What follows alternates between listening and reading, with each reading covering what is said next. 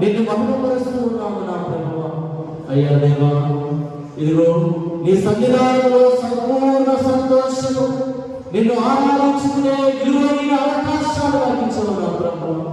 అయ్యా ప్రభువా, ఈ సన్నిధిలో నిన్ను ఆరాధిస్తున్న మనందరినీ దీవించండి, మా కుటుంబాలను ఆశీర్వదించండి, మా తల్లిదండ్రులను దీవించండి నా ప్రభువా, మా బాలికలను దీవించండి, మా బిడ్డలను ఆశీర్వదించమని ప్రార్థన చేస్తున్నాం. నీ సన్నిధిలో సంపూర్ణ సంతోషాన్ని, ఆనందాన్ని అనుభవించే గొప్ప అవకాశాలు అందించినందుకు నీకు వందనములు ప్రభువా.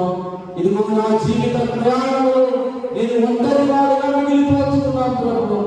ఇదిగో ఎంతో మంది నా చుట్టూ ఉన్న ఏదో తెలియని ఒంటరితనం వెంటబడుతుంది నా ప్రభువా. అయ్యా నువ్వు అంటూ ఉన్నావు, ఒంటరి వాడే 1000 మందిగా ప్రభువా, నేను నీకు తోడున్నాను, నువ్వు భయపడమాటని నాకు సెలవిచ్చినటువంటి దేవా. ఇదిగో నీవు మాతో ఉన్నావని మేము నమ్ముచున్నాం ప్రభు.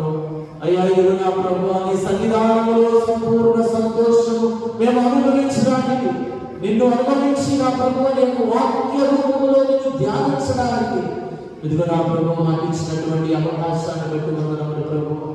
What nation is there that our God is here amidst us in our tent, in our roof.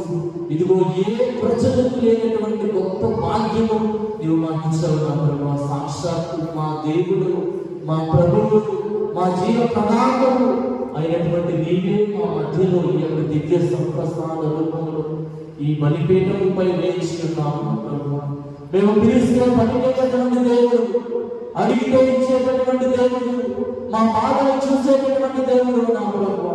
ఇక్కడ చేరి ప్రార్థిస్తున్న మమ్మందరినీ దీవించమని, ఈ ఆరాధన సమయంలో మాకు తోడు నీడగా ఉండమని, నీ పరిశుద్ధాత్మ అనుభూతిని, నీ ప్రార్థనా శక్తి అనుభూతిని, ఇదిగో నీ సన్నిధిలో సంపూర్ణ సంతోషాన్ని పొందుకోవడానికి శక్తిని, బలమును మాకు దయచేయమని ప్రార్థిస్తున్నాం ప్రభువా.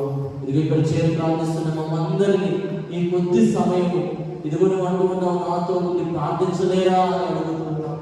ప్రార్థన మనసును మాకు దయచేయండి, ప్రార్థించే హృదయాన్ని దయచేయండి ప్రభు అని చెప్పి మనందరం కూడా ఈ సమయంలో దేవుని అడుగుతూ ప్రార్థన చేద్దాం.